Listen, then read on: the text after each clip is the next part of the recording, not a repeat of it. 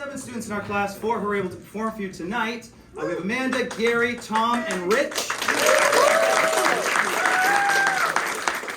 guys they've all taken some basic improv before. This was a level 2 class. We worked on a form called the Armando. So if you guys want to, Mike and Evan are going to join them to round out the group. If we can all move closer to the back, they're going to be doing the Armando form. So we worked on a lot of skills over this class period where we worked on character and relationships and things like that, and then we rehearsed doing this specific long form. So if you haven't seen a lot of improv, you may not have seen a long form. If you have, great. What I'm going to do is I'm going to ask you for a word, then I'm going to deliver a truthful monologue where I'm just going to talk for about 3 minutes about something real in my life. Hopefully it'll be interesting. And then what these guys are going to do is they're going to step forward and they're going to do a series of scenes that are sort of taking little aspects of things that I said, maybe twisting them or turning them a little bit, and doing a scene about something sort of related to something you heard in my monologue, but they're not going to do anything that I said specifically. They're not going to react what I said. So if I said, like, I bought a lot of penny candy when I was a kid, they might have a scene where somebody's buying very cheap car parts when they're a child or something like that. So if I could get a word, I'll dive right in and we can see this. Portable. Turkey. I heard portable was the first thing I said. I don't know what that makes me think of. Let's say portable. Portable. Okay, yeah, so I am relatively old. I'm not super old. I'm not young. I'm not... I'm middle-aged, which is a weird thing to think about, but I remember kind of when things went from not being portable to being extremely portable. Like, so when I was growing up, we had the giant, like, the telephones you could kill somebody with. They were like sort of like guinea pig sized, I would say, and there was a big coiling wire, and you pick it up and you have to rotate the dial. And I'm not gonna do other people's jokes, but you really did hate when somebody had like a 9 or a 0 in their number, and pulse, and so there was that. Then we had, we started moving away from that. We had the cell phone that had like it was a portable phone, and it had like the antenna that you had to have to pull out, and it collapsed down, and so you had like little tiny stuff. And invariably, it would break. It was not my fault, I swear, most of the time. So like the top would break first, and then you'd have like a hole in the top instead of like the little peg that was there, and then it would hurt every time you'd have to like put it back in, and then you'd have to like, Dad, you can't get the thing out, can you get the little pliers that you have? And then finally it would just break off, and you just have terrible reception, and just that's like how your life would be from that moment on. So, and then, I had a computer when I was growing up, and like a modem was a thing, but it wasn't like a thing anybody ever used. It was like people, like computer geeks knew what they were, and like as I was growing up, I tried and I racked up this huge phone bill not knowing what I was doing, and like had to pay when I was like 13, I had to pay, I don't know, $400 phone bill. For like a month I was just calling this like bulletin board service. It wasn't even the internet. It was like you just call somebody else's computer and play little bad games alone on their computer. And now everything is like, it's not in my pocket now, but like I feel weird that all the knowledge of the world is not in my pocket right now. So that's a portable for me.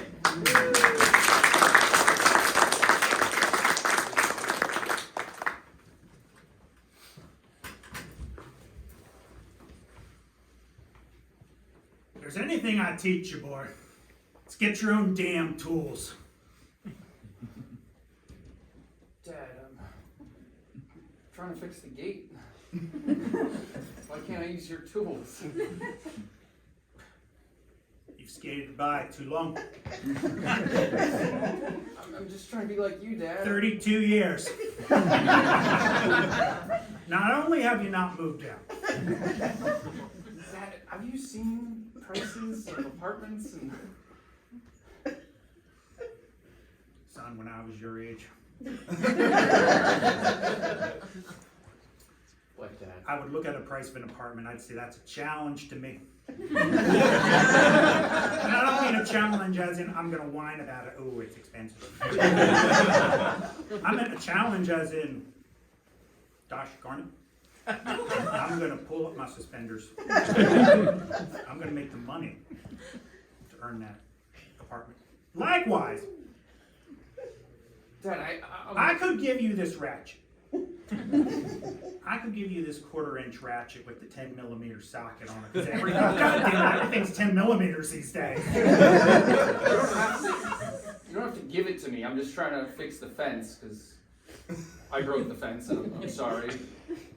Now you're making me sound like the government.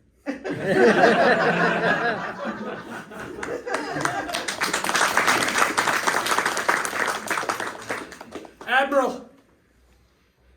Admiral! What? It happened again with the periscope. We're gonna need to get somebody up there to make the thing, you know. All right, I nominate you. Get to it. Do I have to? Yeah, I'm the admiral. That's it means you have to. All right. Faster! I'm sorry. You're sorry? Admiral, What now? I lost a sock. A sock. Is that like some... Again? That's the 3rd time this week. I'm sorry to bother you, but I didn't know if that was like your prerogative, if you would take care of that, or if No, I will not, son.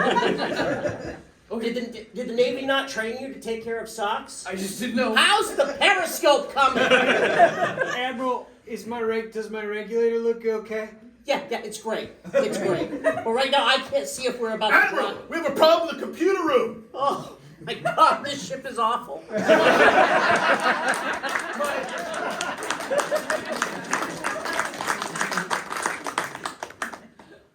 I have to tell you that our bulletin or our board company is going under.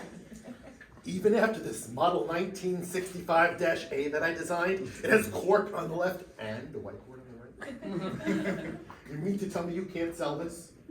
That's Here, not. hold on to this. I'll teach you how to sell. Mom, look at that whiteboard. Look at that corkboard. 1999. We need something better. Better. Something that's going to appeal to the kids. I remember back when we first got married. Our kids had nothing to write on. Nothing! And that's why we made our board company. So, Excuse me, I know I'm the one employee here who wasn't hired through nepotism. You could He's have. the slowest worker. All of them. I can tell. I know. Any new ideas or just some complaints? I'm feeling intimidated in this family-owned business.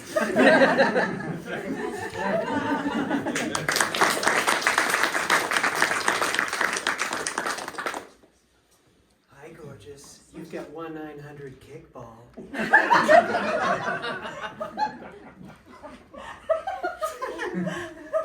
You better say something. You're running like a really high bill on your parents' line. What model ball is it? It's a Jelly 5000 and it can bounce so. Ferris! Sabrina! Are you on that 900 line again? No, Dad. we're. The phone bill was $7,000! It was the wrong number, Dad. It wasn't on purpose. I'm going to go back to my room. If there's a phone bill over $200 this month, you're grounded! He's rich, it's fine. How many balls do you have?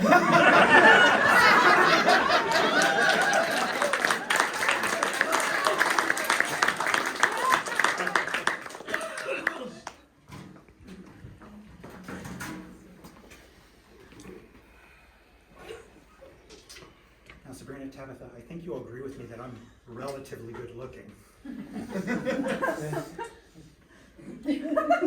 That's a fair statement. By that I mean better looking than, more than 50% Sure. of the other women out there. I'll give you 40. 45. All right, 45. Let's settle on 45. Yeah, meet in the middle. Yeah. Friends aren't supposed to round down. Does this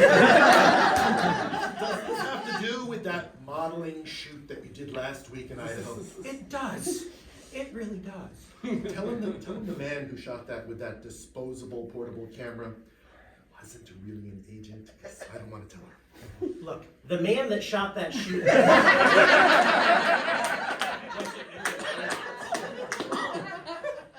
It sounds so much better coming from you.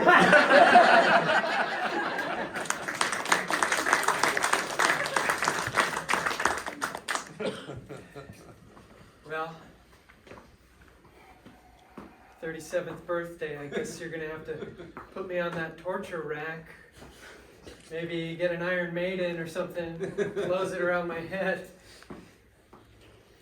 Ever since we were small, I've enjoyed torturing you. Fortunately, my back's given out. No. I gotta retire. No! Absolutely. No! I have to tell you that if you need pain or anguish, it's gonna need to come from your sister, not from me. Dad! Come on!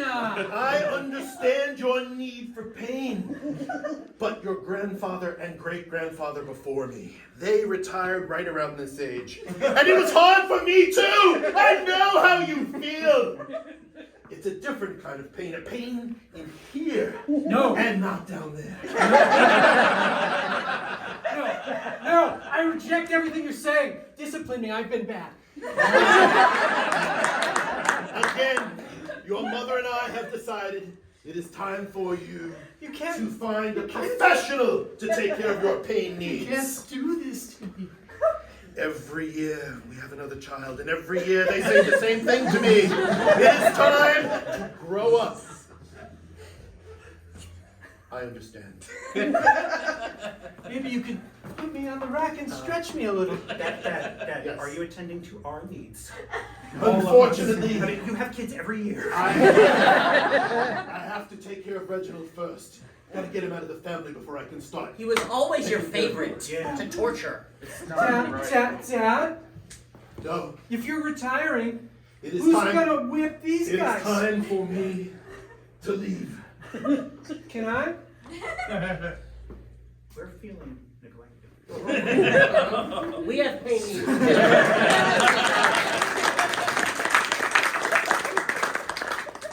Fellow monks, someone has made a mess of the hot tub. What would you say is someone? Because aren't we all part of a larger consciousness?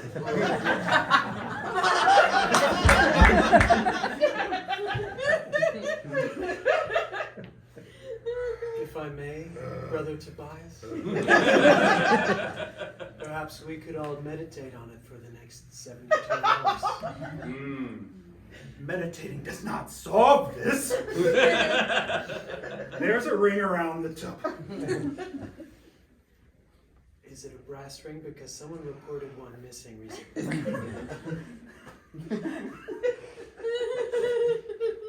We all belong to the only monastery that allows its monks to have a hot tub. A solemn responsibility. It is a Perhaps we could place some flowers. Yes, to decorate the ring. Don't you see? The ring is a sign. What's it a sign of? Yeah, of God's favor, clearly. Yes, I'm with Brother Stephen on this.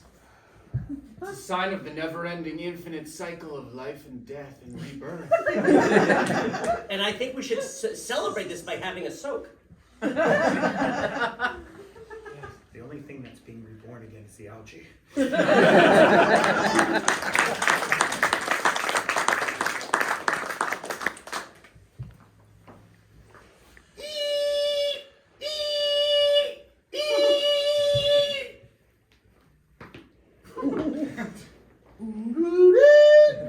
This line is busy. This line is busy.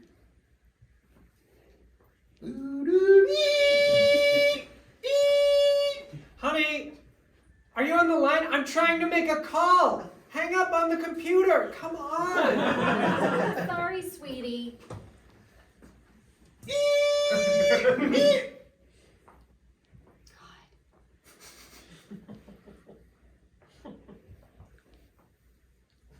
I